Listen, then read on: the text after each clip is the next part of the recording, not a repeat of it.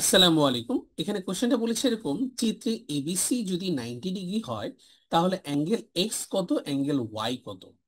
খুবই সিম্পল একটা আইডিয়া। এখানে বলেছে এবিসি হলো 90, that means this angle is 90।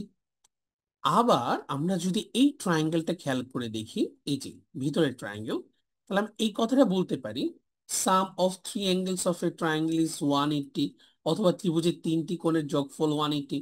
আমরা বলতে পারি sum of this angle 90 plus 32 plus this angle must be 180 degree.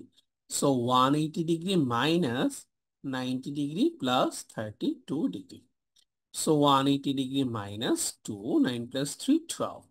We can say that one will be 58 degree. এটা হবে 58।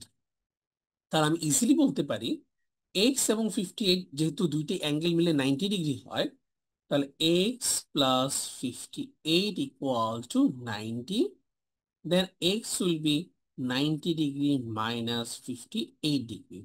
Or we can say answer will be 32 degree. So the measurement of x, that means this angle must be 32 degree. Then y কত হবে? y plus x also will make 90. y plus x মিলে কত হবে? 90. তাহলে y কত হবে? 90 degree minus x, that means 90 minus 32, or we can say answer will be 58. এখন আমরা বলতে পারি কেন y plus x equal to 90?